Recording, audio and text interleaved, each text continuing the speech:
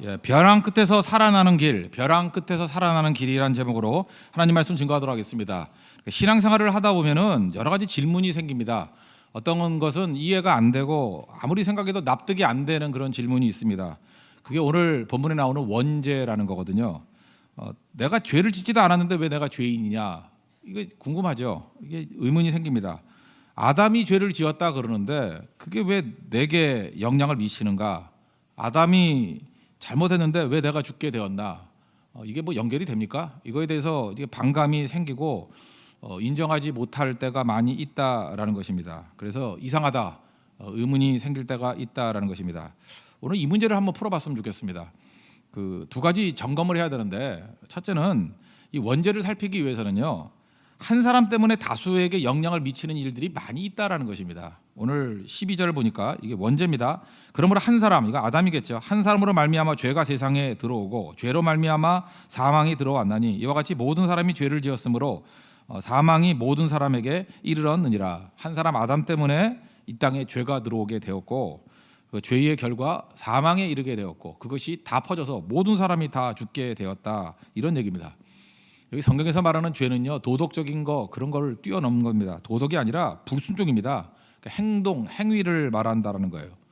뭐 굉장히 많은 게 있지만 두 가지만 들어본다 그러면, 옛날같이 전쟁을 할 때 어떤 성이 포위당했습니다. 근데 성문을 열면은 지잖아요. 근데 어떤 한 정신 나간 병사가 무서워서 성문을 확 열어버렸습니다. 이거 한 사람의 잘못이죠. 한 사람의 범죄죠. 근데 결과적으로 어떤 일이 벌어집니까? 적군이 그 성을 점령해서 모든 사람이 죽거나 노예로 끌려가는 일들이 벌어지게 됩니다. 내가 무슨 죄를 졌다고 포로로 끌려갑니까? 이렇게 말할 수 없죠. 한 사람의 잘못이 모든 사람에게 영향을 미칠 수 있다라는 것입니다. 근데 더 중요한 예는 한 사람 때문에 모든 병들이 전염될 수 있다라는 거예요. 전염병 같은 게 그런 거 아니겠습니까? 3년 전이었죠. 2015년 5월 20일. 왜 날짜까지 기억하느냐? 우리 교회 그 설립일입니다. 교회 설립일하고 똑같아요. 그때 메르스가 뭐 퍼졌죠. 메르스라는 거. 뭐 낙타와 접촉해서 그런지 뭔지 모르지만 하여튼 여러 가지 흉흉한 소문이 돌면서 메르스 사태가 벌어져가지고 그 외국인들이 국내에 오지도 못하고 뭐 선교도 못 가는 일이 벌어져서 대만에서도 이렇게 제한을 해가지고 반 정도는 못 갔던 일들이 벌어졌습니다. 그거 왜 그런 일이 벌어지죠? 한 사람이 어디 중동에 갔다 와가지고 전염시켰다면서요. 그러니까 한 사람의 잘못 때문에, 한 사람의 질병 때문에 이것이 전염돼가지고 모든 사람에게 다 영향을 미쳐서 죽음에 이르게 할 수 있다라는 것입니다. 특별히 중세 때 그 흑사병이라 그러죠. 패스트. 흑사병의 치사율이 90%였답니다. 공포죠. 90% 산다는 게 아니라 90%가 죽는다는 거예요. 다 죽는다고 봐야죠. 그냥 어쩌다 한 명씩 사는 겁니다. 10명당 하나씩. 그러니까 공포였죠. 그러니까 이게 누가 잘못한 게 아니잖아요. 그 한 사람부터 시작됐을 거 아니에요. 그 질병이 다 퍼져나가면 다 죽을 수 있다라는 것입니다. 그러므로 성경에서 굳이 말한다 그러면 죄는 뭐냐? 죽음에 이르는 병이라는 것입니다. 그래서 내가 뭐 죄를 지었느니 안 했는지 그거와 관계없이 그 원죄는 우리에게 영향을 미치고 우리를 벼랑 끝에 서게 만든다는 것입니다. 이게 원죄입니다. 이거는 현실이기 때문에 받아들이는 것이 옳다고 생각을 합니다. 그럼 두 번째 점검해야 될 것들은 뭐냐 하면, 하나님께서 우리에게 율법을 주셨죠. 그 율법을 주신 이유가 뭐냐? 율법의 역할은 이건 질병에 대한 진단입니다. 진단. 율법을 주신 이유는 뭐냐면 내가 병이 있는지 없는지를 모르거든요. 근데 율법을 통해서 내가 병이 있다는 것을 깨닫게 된다는 것입니다. 13절을 보십시오. 죄가 율법이 있기 전에도 세상에 있었으나 율법이 없었을 때에는 죄를 죄로 여기지 아니하였느니라. 내 몸에 암이 있습니다. 그런데 뭐 정기검진 이런 거, 종합검진 이런 거 받기 이전에는 모르잖아요. 죽기 직전까지 모를 수 있잖아요. 그죠? 이론상. 그런데 벌써 1년 전에 2년 전에 암이 있었는데 이제 가서 진단을 받았더니 암이다라고 알게 되는 거죠. 달라지는 게 뭐가 있습니까? 아느냐 모르느냐 그 차이죠. 율법의 역할이 뭐냐면 우리가 이 병이 죽음에 이르는 병이라는 것을 알려준다라는 거예요. 그래서 율법의 역할은 그냥 진단밖에 없습니다. 그래서 다른 곳에 보면 율법을 거울이다 그래요. 내가 더럽고 누추하고 그런데 거울을 통해서 내 자신을 볼 수 있다는 것입니다. 그러니까 율법을 보면 내가 병자구나, 율법을 보면 내가 환자구나, 율법을 보면 내가 죽을 존재구나라는 것을 깨닫게 된다는 것입니다. 그래서 이걸 뭐라 그래요? 진단. 앞부분에서 로마서 3장 20절을 보니까 그러므로 율법의 행위로 그의 앞에 의롭다 하심을 얻을 육체가 없나니, 뒤에 뭐라고 돼 있어요? 율법으로는 죄를 깨달음이니라.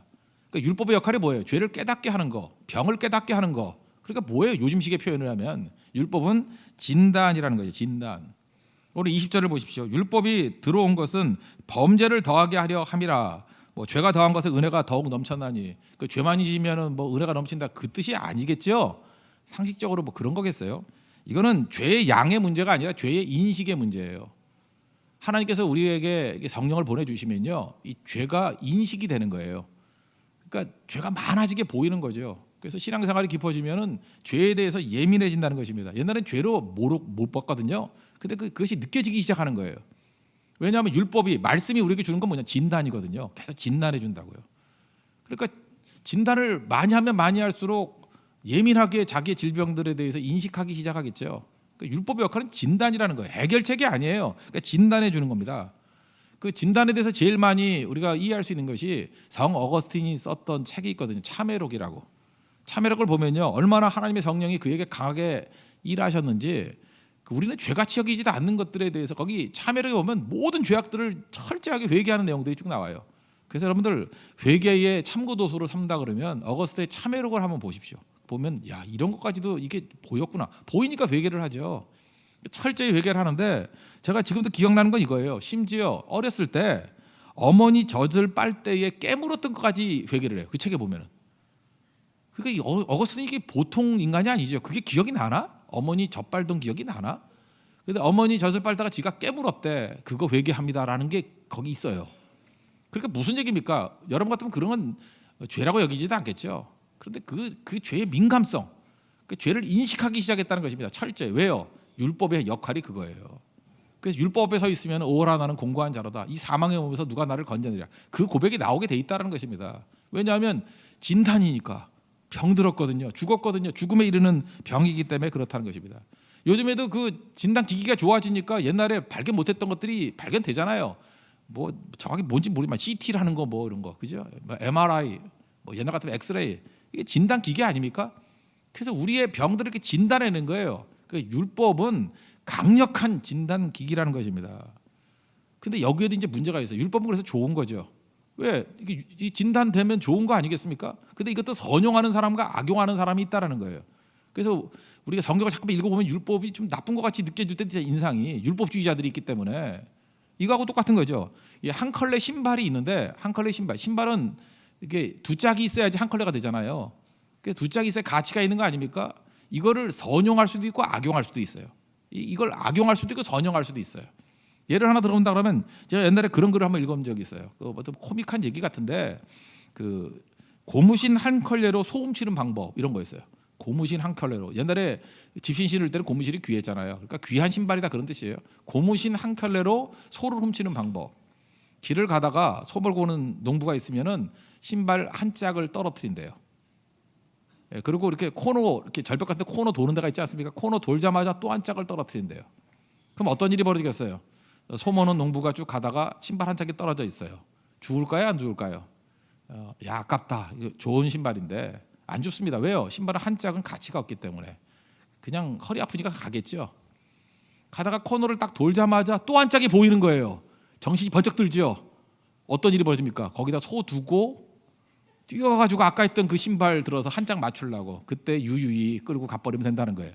그러니까 이게 무슨 얘기입니까? 사람의 탐심, 어떤 좋은 것을 갖고자 하는 마음, 이거를 악용한 얘기겠죠. 그 뭐예요? 신발은 두 짝이 있어야 한 컬레가 된다라는 가치가 있다라는 것을 악용한 예죠. 악용하니까 이게 훔치는 걸로 쓸 수 있잖아요. 율법도 이렇게 악용할 수 있어요. 또 선용하는 예를 하나 든다 그러면은 그 간디가 그랬다죠. 간디가 남아프리카 공화국에 가 있을 때 거기서 뭐 기차를 타고 쭉 갔다면서요. 가는데 뭐 신발 한 짝이 떨어졌대, 기차에서. 그왜 그렇게 걸탔는지, 그죠? 걸탔는지 신발 하나가 딱 떨어졌대요. 황당하죠? 그래서 어쩌라 비싼 신발이 돼. 그게 구두였거든요. 비싼 구두인데 어떡하나. 그 주변 사람들이 걱정하고 있는데 즉시 간디가 또 다른 신발 한 짝을 집어 던졌다 그러죠. 왜 그러시냐고 그랬더니 누군가 한 짝 있으면 뭐 하겠냐고. 신발이 꼭 필요한 사람에게 한 켤레가 되기를 원한다. 이건 뭐예요? 똑같은 한 짝이 가치가 있다는 내용을 가지고 배려하고 살리는 거겠죠. 율법도 그렇다는 거예요. 율법도요. 이게 한 컬레가 있어요. 이게 율법은 나중에 나오지만 예수님과 이렇게 결합이 돼야 온전하게 되는 거거든요. 근데 이걸 악용하는 자가 있어요. 이럴 수 있죠. 뭐 요즘에는 없겠지만 뭐 이런 데는 없겠지만 만약에 악덕 의사가 있다고 합시다. 아주 악한 의사가 예를 들어서 뭐 암에 걸렸는데 계속해서 치료법이 아니잖아요. CT만 계속 찍는 거예요. MRI만 계속 찍는 거예요. 왜? 그래 돈 버니까. 찍은데 또 찍고 하루에 뭐 과장해서 뭐 한 5번씩 찍고 그래서 돈벌이 하려고. 그러면 CT를 찍고 MRI를 찍는다고 병이 낫습니까? 그 진단이라니까요. 그런데 지금 율법주의자들은 어떻게 쓰는 거예요? 율법이 진단인데 율법의 행위로 구원받는다고 얘기를 하는 거예요. CT 많이 찍으면 낫는다라는 거예요. MRI 많이 찍으면 낫는다는 거예요. 이거 엉터리 의사 아닙니까? 율법을 이렇게 악용할 수 있다는 거예요. 우리 가운데 많은 사람들이 율법이 구원의 방법인지 한다는 거예요. 치유의 방법인지 한다는 거예요. 그거 아니라는 거예요. 율법은 다만 죄를 깨닫게 하는 거, 우리가 죽음에 이르는 병이 있다는 것을 알게 하는 거, 진단까지만이라는 거예요. 그러면 진단했으니까 이젠 치유가 있어야 될 거 아닙니까? 치유하시는 분이 누구예요? 그분이 예수님이라는 거예요. 그래서 아담이라는 존재가 있었고 이게 죄가 들어왔죠. 예수님이라는 치유자가 있다라는 거예요. 예수님이 우리의 죽음에 이르는 병을 치유할 수 있다. 이게 오늘 5장 12절 이하의 내용입니다. 여기서 그 이미지로 얘기한다면 예수님은 어떤 분이냐면은 예수님은 우리를 치유할 수 있는 치료 백신이에요. 백신. 그리고 두 번째, 예수님께서는 우리를 구원으로 이끌 수 있는 열차, 구원 열차. 그 세 번째, 예수님께서 우리에게 선물을 주시는 분이다. 이렇게 정리하면 이 내용이 제일 잘 정리가 된다고 생각합니다. 우리가 죽음에 이르는 병에 걸려 있습니다. 그런데 예수님이 어떤 의미가 있느냐? 예수님은 치료 백신이에요. 18절을 보십시오. 그런즉 한 범죄로 많은 사람이 정죄에 이른 것 같이 한 의로운 행위로 말미암아 많은 사람이 의롭다 하심을 받아 생명에 이르렀느니라. 이게 누구예요? 예수님이라고요. 예수님이 십자가에 달려서 피 흘리심으로 말미암아 그것이 죽음에 이르는 병인 사망인 우리에게 백신이 된다는 거예요. 중세 흑사병 패스트로 인해서 치사율이 90%라고요. 그런데 우리 나중에 알게 되죠. 페니실린 하나만 있으면 구원받는 거, 죽지 않고 사는 거. 그러니까 어떻게 보면 예수님이 영적인 페니실린이에요. 죽음에 이르는 병이었는데 예수님이라는 십자가라는 백신이 들어가니까 그 문제를 해결하더라는 거예요. 페니실린 외에는 흑사병 일 길이 없습니다. 흑사병 낫게 한다고 별짓 다 했어요. 사람들이 뭐 우리 한국식으로는 된장을 바를 수도 있고요, 그죠? 뭐 그다음에 뭐 머리에다가 뭘 꽂고 다니면 된다 그러고 뭐 이런 이상한 율법들 있잖아요. 그게 다 율법의 행위라는 거예요. 사람 속이는 행위라는 거예요. 흑사병이라 그러면 페니실린밖에 치유약이 없듯이 당시에요. 우리에게 있어도 죽음에 이르는 병인 여기서 우리를 구원할 수 있는 유일한 길은 예수밖에 없다라는 거예요. 예수님이 우리의 백신이 되어 주신다라는 것입니다. 그래서 예수님을 영접한다는 건 뭐예요? 예수님을 내 마음의 주인으로 영접하면 이 죽음에서 생명으로 옮겨가게 된다는 것입니다. 예수님 백신이에요. 예수님 외에 다른 길이 없다라고요. 다른 길을 말하는 모든 사람들은 아무리 친절하게 얘기한다 할지라도 그 사기꾼입니다. 예수님 외에는 죽음에서 건질 수 있는 백신은 이 땅에 없다라는 것입니다. 요한복음 3장 16절을 보니까 그를 믿는 자마다 멸망치 않고 그를 믿는 자마다 예수님이라는 백신을 믿는 자마다 멸망치 않고 영생을 얻게 하려 하심이라. 죽지 않고 산다는 것입니다. 여러분 이 땅이 다가 아닙니다. 이제 천국과 지옥이 있습니다. 영원한 생명이 있고 영벌이 있다라는 거예요. 우리는 죽음에 이르는 병에 걸린 자들이에요. 뭐 내가 잘했던 못했던 관계없습니다. 우리의 운명이에요. 인간의 운명이에요. 살 수 있는 길이 무엇입니까? 예수밖에 없어요. 그 예수님 백신이라고요. 흑사병으로 치사율이 90%가 아니라 우리는 100%입니다. 100% 치사율이에요. 다 죽습니다. 근데 살 수 있는 길이 있다 그래요. 영적 페니실린이 있다 그런다고요. 그거 안 맞겠어요? 그거 안 붙들겠어요? 그거 붙드는 게 예수를 믿는다라는 것입니다. 그래서 이거는 그냥 약 먹는 거거든요. 순식간에 이루어지는 거거든요. 그래서 민수기 21장 9절에는 하나님께서 하나의 예표를 보여준 거예요. 이스라엘 백성들이 불순종으로 말미암아 뱀에 물렸습니다. 그때 21장 9절 보니까 모세에게 놋뱀을 만들라 그랬습니다. 그리고 뱀에게 물린 자가 놋뱀을 쳐다본즉 모두 살더라. 쳐다보면 다 산다라는 거예요. 이게 예수님을 말하는 거예요. 예수님을 보여주는 거다라고 얘기해서 요한복음 3장 14절 보니까 모세가 광야에서 뱀을 든 것 같이 인자도 예수님도 들려야 하리니 이는 그를 믿는 자마다 보세요. 보는 것과 믿는 것을 동의어했잖아요. 놋뱀을 바라보는 것이 믿는 거라는 거예요. 예수님을 바라보는 게 믿는 거라는 거예요. 바라보는 자마다. 그런데 그 다음에 보니까 믿는 자마다 영생을 얻게 하려 하심이니라. 그 다음에 나오는 게 하나님이 세상을 이처럼 사랑하사 독생자를 주셨으니 이는 그를 믿는 자마다 멸망하지 않고 영생을 얻게 하려 하심이라. 이게 요한복음 3장 14, 15, 16절의 말씀입니다. 예수님이 우리의 유일한 백신이 됩니다. 다른 길은 없습니다. 우리는 그냥 놔두면 흑사병에 걸려서 죽는 영적 흑사병에 걸려서 죽는 존재라는 거예요. 예수님만이 유일한 백신입니다. 예수님 바라보고 참된 영벌에서 생명으로 옮겨갈 수 있는 믿음의 신실한 종 되기를 구합니다. 두 번째로 예수님이 어떤 분이냐면은 구원 열차라는 거예요. 우리 어린이 찬양 있잖아요. 나는 구원 열차 올라타고서 뭐 하늘나라 가지요 빰빵 하는 거 있잖아요. 그죠? 그 14절 보십시오.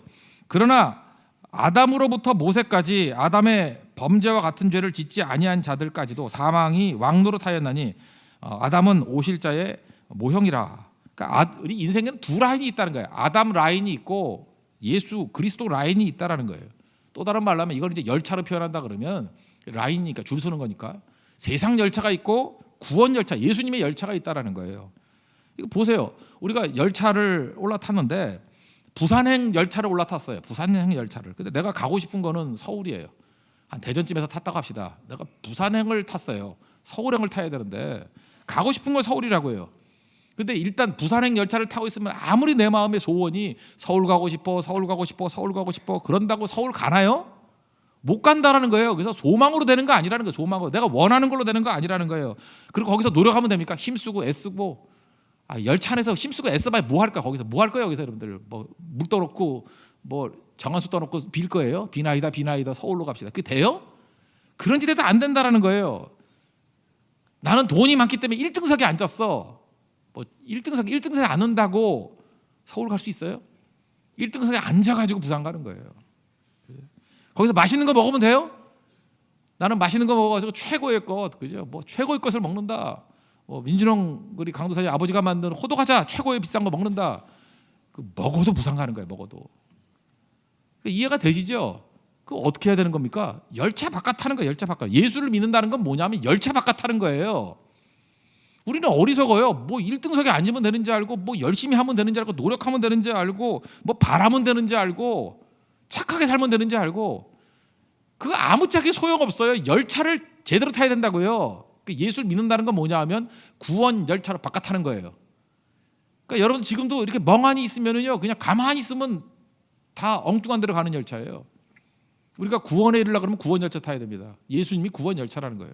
예수를 믿는다는 것은 예수님이라는 열차로 바깥 타는 것입니다.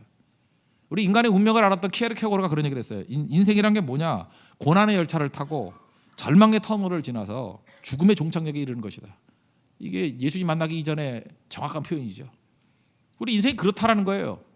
근데 예수님이라는 구원 열차로 바깥 타게 되면은 사실은 그 안에서 좀 부족하면 어떻습니까? 징칸이면 어떻습니까?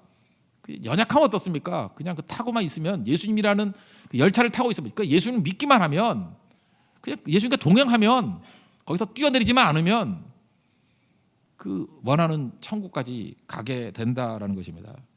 이게 성경의 메시지예요. 그래서 예수님 열차라는 올라타는 수 있는 믿음의 종 되기를 바랍니다. 오늘 아까 제가 열심히 연습했는데 부르면 안 될 것 같아요. 나는 구원 열차 올라타고서 하늘나라 가지요. 죄악력 벗어나 달려가다가 다시 내리지 않죠. 내리면 안 돼요. 뛰어내리면 안 된다고요. 차표 필요 없어요. 공짜라는 거예요. 주님 차장 대신이 나는 염려 없어요. 나는 구원 열차 올라타고서 하늘나라 가지요. 사실 이게 어린이 찬양 같지만 이게 굉장한 메시지거든요. 예수 믿는다는 것은 열차 바깥 타는 거예요. 힘쓰고 애쓰는 게 아닙니다. 우리 예수님이라는 열차를 올라타고 참된 구원의 길을 이룰 수 있는 믿음의 신실한 종 되기를 바랍니다.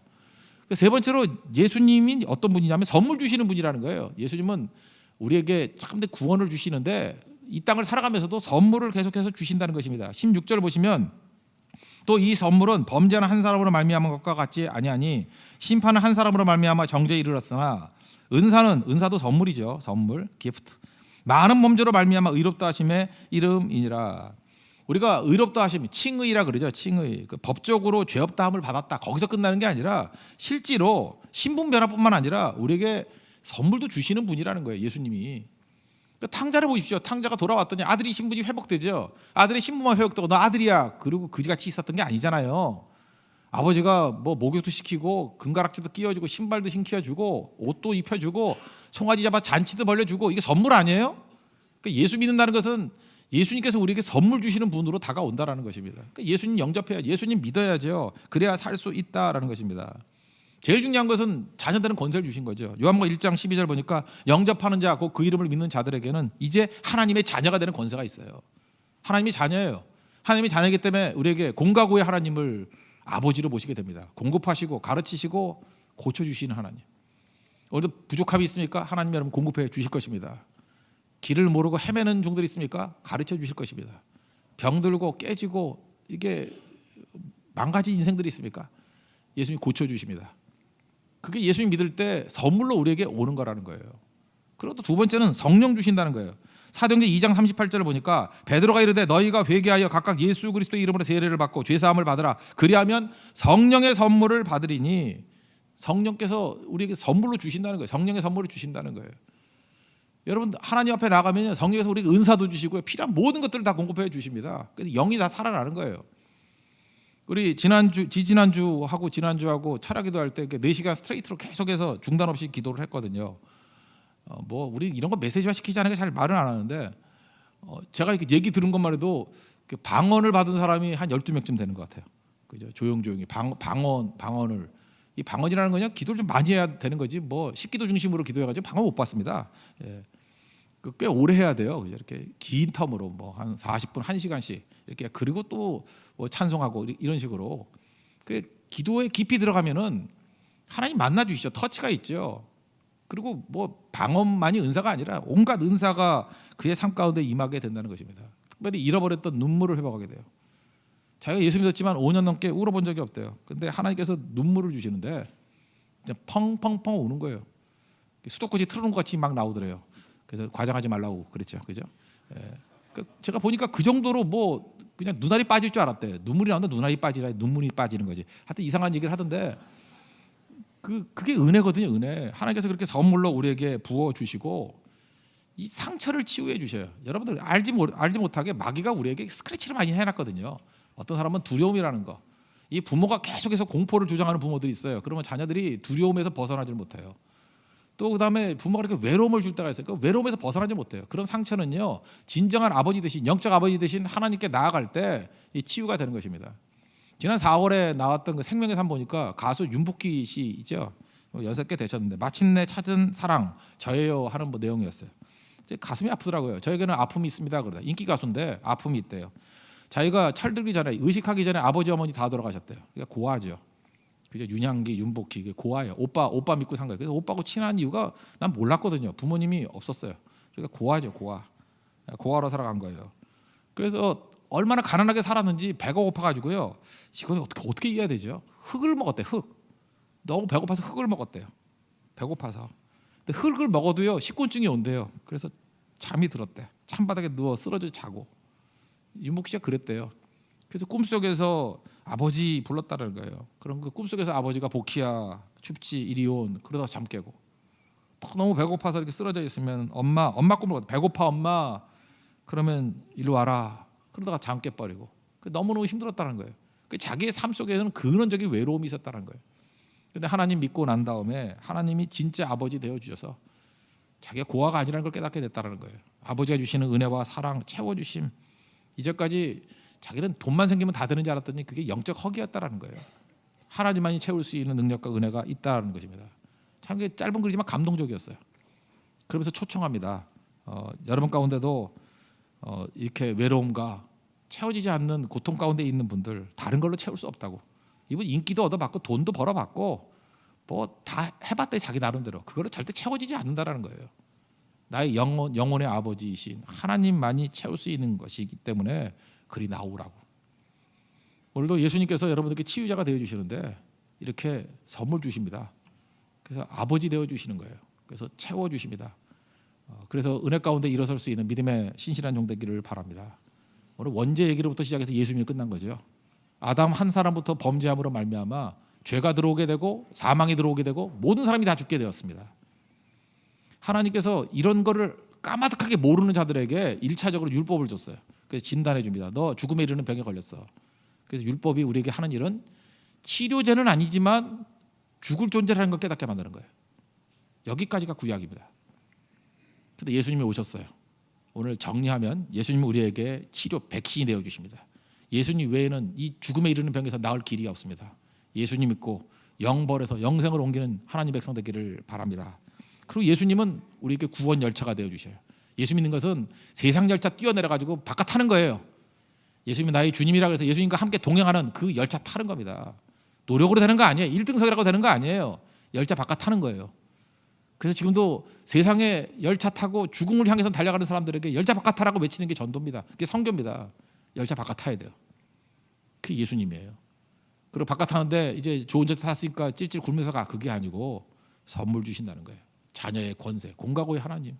그리고 성령을 부어주시고 우리에게 감동을 주시고 눈물을 주시고 성령의 은혜를 주셔서 이기게 만들어 주신다는 것입니다. 그 은혜를 누리는 믿음의 신실한 되기를 축원합니다. 모두 자리에서 일어나겠습니다. 예수 나의 좋은 치료자 찬양하겠습니다.